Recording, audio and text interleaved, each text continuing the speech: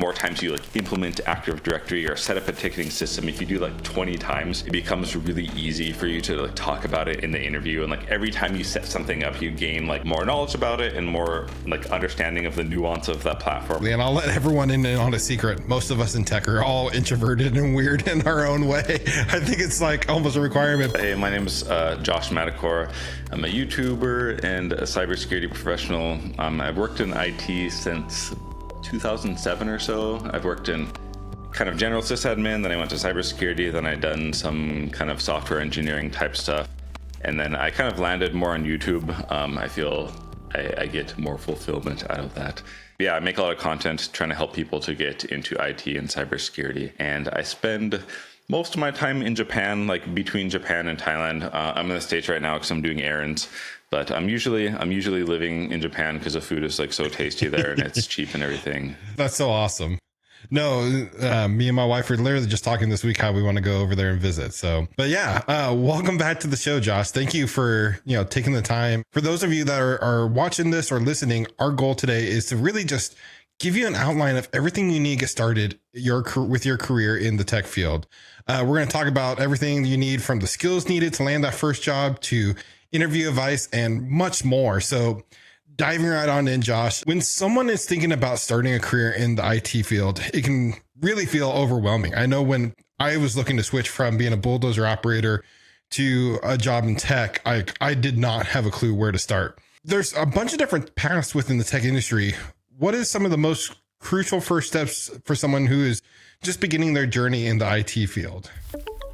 If I were to like starting over again, I would probably like just watch a few YouTube videos of other people who maybe worked in IT or something, and they talk about like what they do in their day to day to get kind of a sense of it. But in terms of like actually trying to break into the field and getting the necessary knowledge, when you really think about it, you don't need much more than what the hiring manager expects you to know, and definitely not more than the hiring manager really knows.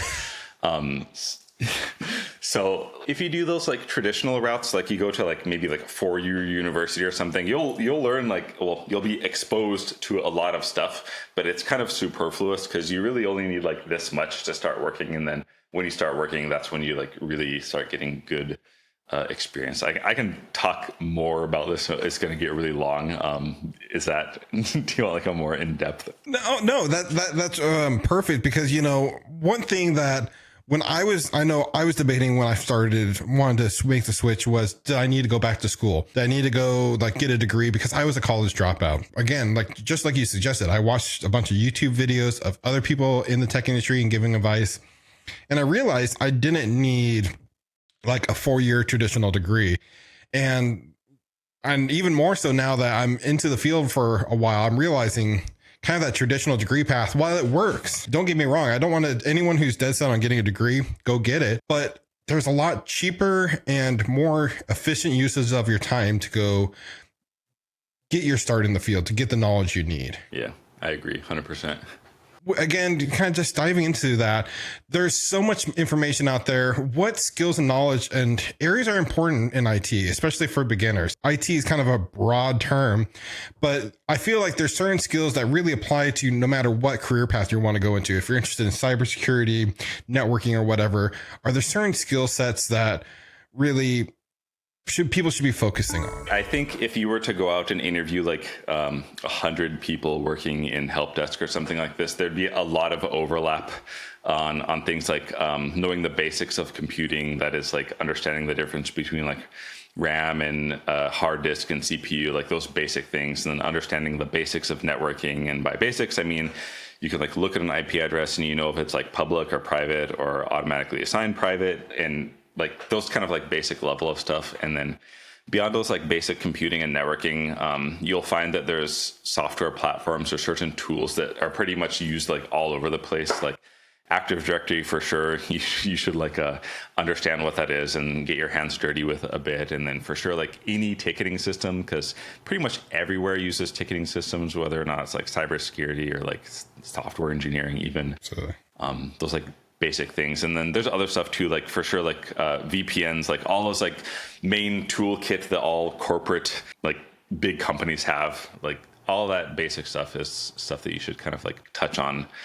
You don't have to learn it in super depth, but just be able to like understand it and talk about it at least somewhat like intelligently.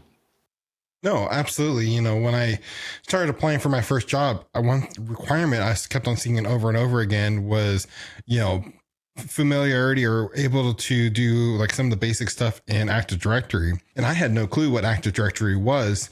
And like, I was like really intimidated by it, to be honest with you. Like, oh my gosh, how am I going to reset a password in Active Directory? And for those of you who do know, like that's one of the simplest tasks you can do almost.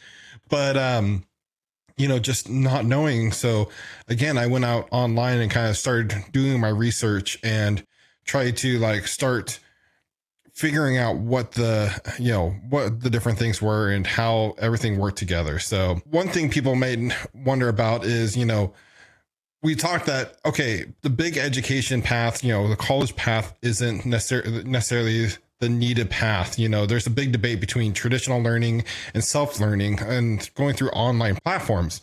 And I know you're involved with Course Careers, which is an awesome organization which focuses on helping people start their careers in tech. Can you share your thoughts on how beginners can effectively learn and develop their skills while using resources like Course Careers? I want to say like alternative education is like on the come up because it's just more efficient.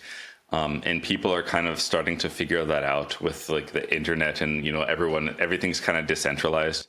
So don't like quote me unless you should like do your research. But I feel like traditional education, it's kind of like on the decline because it's inefficient, and like alternative education is like on the incline, if that makes sense. There's some alternative education that's like not good, right? There's some that are not good. And there's some traditional education that's not good either. I just want to like get that out of the way. But the whole thing with like Course Careers is, in my own courses, the whole goal that people are trying to do is they're just trying to like break into a field and get a job.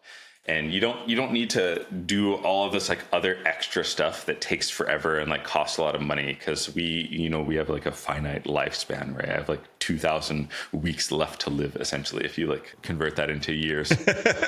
You don't want to spend more time and more money than you have to. And what Course Careers is doing, and then what I try to do is I don't put extra stuff. I put like what people need to learn to get hired. For sure, it's going to be like, nice to know extra stuff, but you don't need to spend like too much time and too much money learning stuff that you don't actually need to get a job. So super laser focus on the things that are important, like, all those like resume, portfolio, and like stuff that helps you convey passion and convey like ability to do job, like laser focus in on those things, and then just like start job hunting. I was going to say, are you able to kind of go into, you said, resume and, cover letter and stuff like that, but are you able to kind of go into a little bit more details? Like what can someone expect with like that style program? Yeah, like beyond resume and like the stuff that I talked about.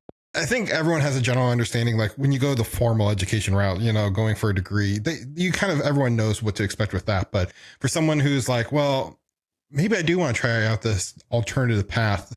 It sounds like it's a lot less money. It sounds like I get the same results. What can they actually expect to kind of learn, especially with your course per se?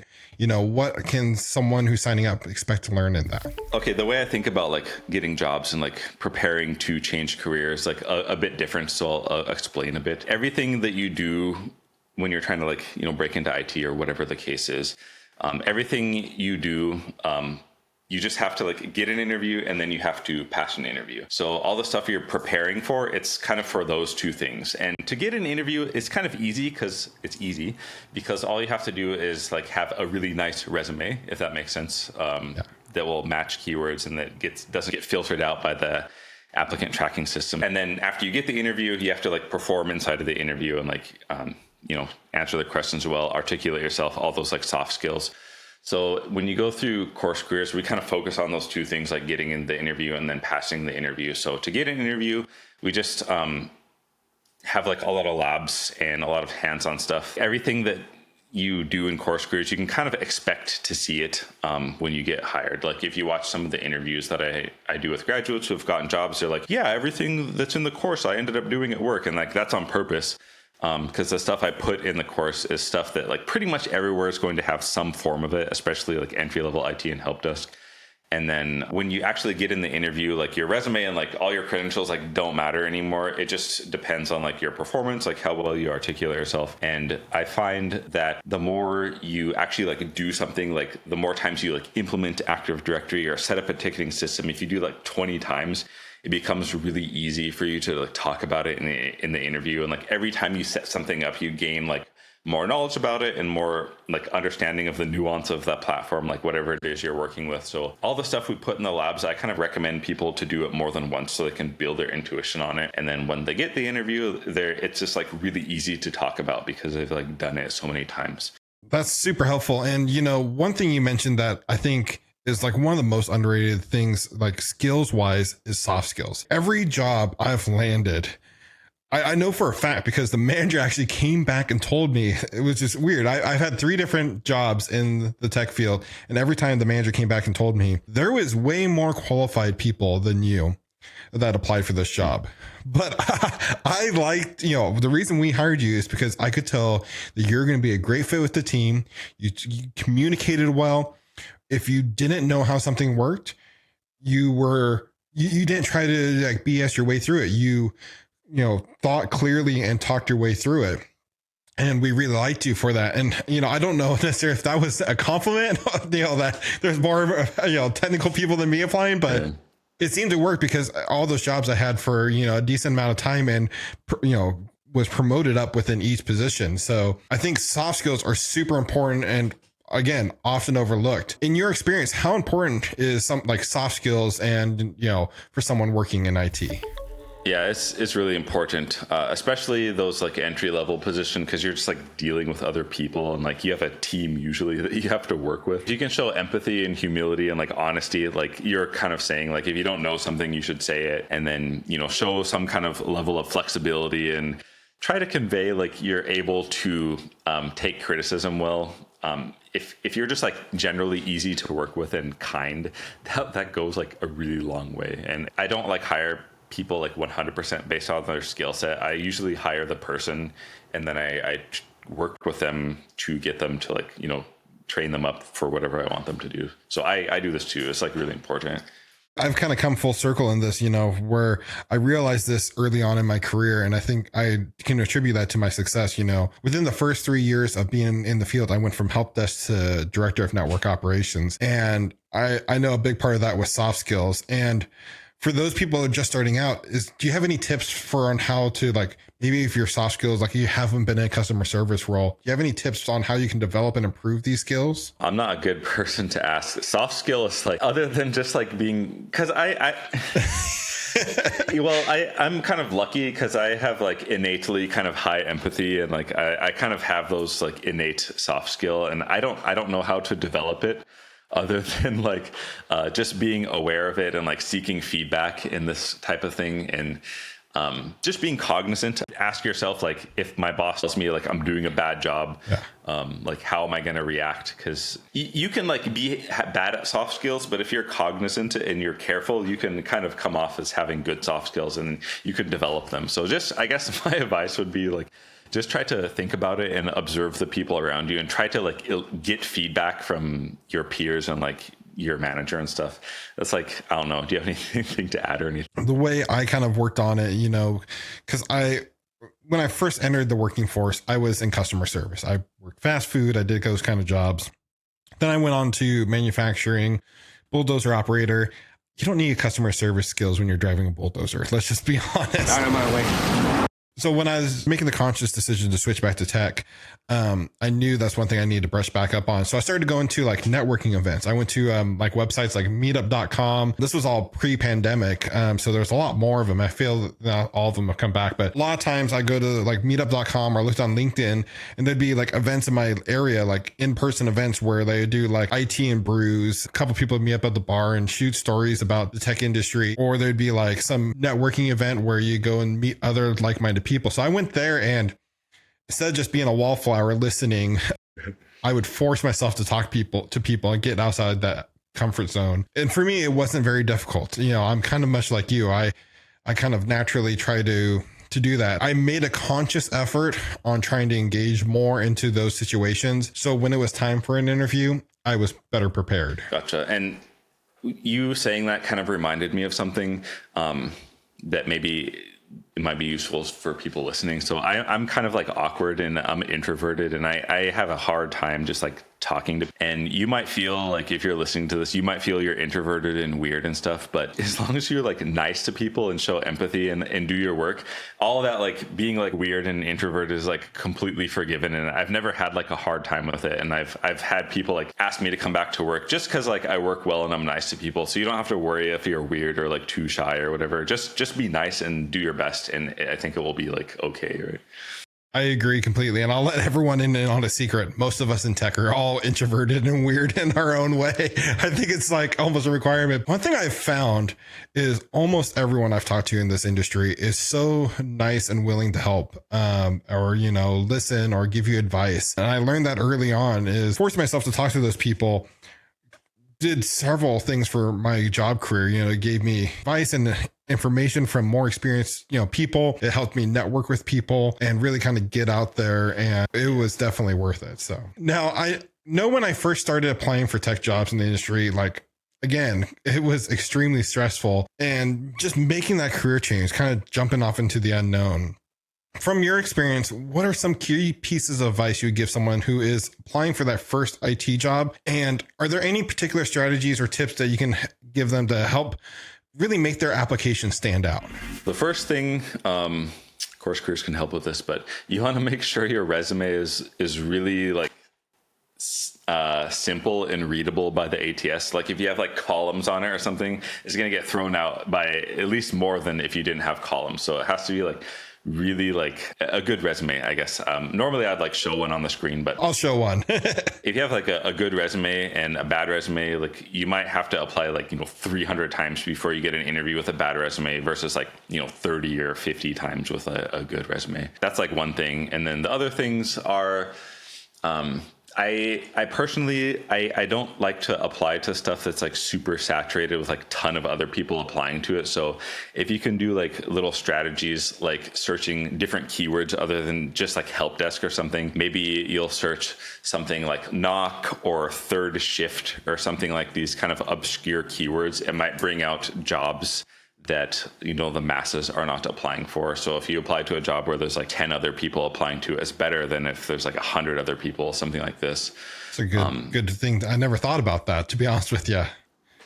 Yeah. And then also like kind of applying outside of the metro areas. If you're like able to do that, for example, you get a job in like Wyoming or something like this, and you just like suffer for 6 months and then, move back to your metro area. There's like less tryhards in Wyoming and like less talent there, like tech talent. No offense to Wyoming, but no offense. It's going to be easier to get jobs in those areas if you're really trying to go hard and get a job fast. But yeah, just like a high quality resume, searching for jobs that like tons of other people aren't applying to, and then consider like outside of your geographic region. Yeah. And, that's interesting. You mentioned like applying outside the metropolitan area. So when I first started in tech, I actually did the exact opposite. I lived in a small town, and it literally felt like at one point I thought the only way to get into tech industry was if someone died. That was like the only time like a tech position opened up. So I actually ended up moving into a more populated area, like 3 hours away, lived there for, 2-3 years, and then ended up moving back after I got that initial experience. So yeah, that's interesting. Definitely, I know it varies just depending on where you're at geographically. Yeah. And I agree with this. For example, if you live in like Walla Walla, Washington, I'm not saying to like just stay there, like wait for a job to open up, because it won't, right? After like 3 years. When I say this, I'm thinking like I live in Seattle. This is, you don't have to do this. No one has to do this, but it's just like something I think about. Like if I'm living in Seattle, and then instead of applying to like 100 jobs like in Seattle, maybe I apply to like 100 jobs like scattered around the states in like kind of rural areas. Yeah. It's going to yield more interviews than like 100 applications like in Seattle, when like one job has like 70 people or more applying to it. And I've done that. Like I've moved to Japan to get a security clearance because I wanted to like work a certain job, and I've moved to Hawaii. When I broke into cybersecurity, I actually like did that in Hawaii. It was easier to get jobs there because there's like less people. So you don't have to do that, but if you're like a crazy person like I am, it's like that's an option. That's really cool. And, what are some key pieces of advice, you have for someone who is preparing for that job interview? We talked about, applying for the jobs. What about when you go to the actual interview? Is there any specific things that they should focus on or common pitfalls they should avoid? Pretty much, especially for entry-level IT, there will be like a lot of soft questions and situation-based questions, like tell me about a time when you did this, or like what would you do if this happened? And humans are really bad at entropy in the sense that like they can't come up with like new questions. So if you like prep yourself with whether or not you use Google or ChatGPT, like maybe 50 situational or soft questions, and just practice articulating those a lot, and that will be kind of like your foundation. And then when like a specific job asks you for an interview, like I would personally dump that job description into ChatGPT and ask GPT like, okay, give me like 20 sample interview questions and answers based on this job, and then it would give me those. And probably at least some of those are going to come out in the interview, along with for sure some of the situational like soft questions. And that's just how I would do it. Just make sure you articulate answers, like say it out loud to yourself, so it gets in your muscle memory. And I promise, like interviewing is going to be way easier when you're actually like in the hot seat, like in front of like the panel or whatever. It's going to be way easier to like answer the questions if you prepare like that. Absolutely. And, you know, that's one thing I did. That's actually, I came up with some like flashcards of ideas, like of questions I thought I might be asked, you know, when I go into the interview.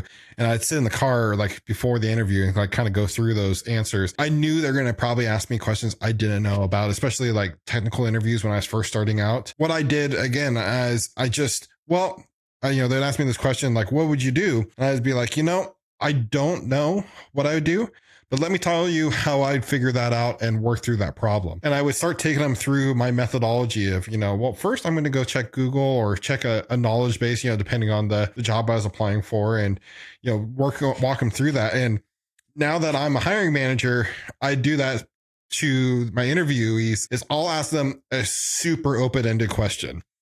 And I typically get two kind of responses. I'll either get one person that gets so hung up because I didn't give them enough details on purpose. They're just drilling me for all these questions. And I'm like, no, just answer the question. And, you know, it's like, say you come in and a user calls you and they have a blue screen of death. How do you solve it? And then some people would be like, oh, is it an error code? Is it this and that? I'm like, no, just walk me through your troubleshooting. And the few people that will walk me through their troubleshooting, like the basic troubleshooting, and then be like, okay, well, say you figured out the problem, but you don't know how to fix it. How do you figure that out? And in all honesty, the answer I'm looking for is I want to hear that they're going to try themselves, like go to Google, look on tech forums and stuff like that, instead of just kind of throwing up their hands. You know, I want to see that they're a self-starter. And do you kind of agree with that? You can always say something better than I don't know, or like I've never done that. You can always come up with like some kind of answer that's better than that. So what you described is like really good. Now, as we start to land the plane here, really quick before I ask you the next question, if people want to connect with you, find you, check out Course Careers, where do you recommend them going? You can probably just Google like Josh Madakor, or that's my YouTube name, or you can Google like just Josh Madakor, I guess. You can put it apparently into ChatGPT. ChatGPT has some really nice things to say about you. I did actually the other day, just out of curiosity. I just prompted it like, do you know who Josh Madakor is? And it like wrote like 3 paragraphs about you, and it was very nice. So that's so funny. But yeah, absolutely. You're definitely very accessible. Yeah, I try to answer like comments and stuff like this. Yeah, you can leave comments. I'll do my best to answer them, but there's like, you know, I cannot promise. No, absolutely. And we'll definitely link up to some of your resources down in the description below. We'll link up to them down below. But if you could only give one piece of advice to someone who's looking to start in their career in the field, what would that one piece of advice be? Do something. Because this is a weird thing to say, but I found like the more that I do, the more I'm able to do, if that makes sense. So for example, even if you're like floundering or you don't know what the heck is going on, if you do like 3 things, you'll notice like one of them probably yielded more results than the other 2. So you just like stick with that. And then you do the next bunch of things, and then you just keep like doing stuff. Of course, this interview, we're trying to like help people like pinpoint and like laser focus on what they should be doing, but you should like take some kind of action, because if you don't do anything, like for sure, nothing gonna happen. But if you do a lot of something, like stuff will happen and you don't know what those things will be, but probably something good is going to come out of it. So just like do something and try to be consistent with it. That's such great advice. And again, thank you for taking the time to come on the channel and just share your wonderful wisdom with everyone. And no problem. Thank you so much for inviting me. It's an honor. So thank you. Absolutely. Well, everyone, I really hope you guys enjoyed this video. And if you want to check out the last time we had Josh on the channel and gave us such great advice, definitely go check out this video linked up here.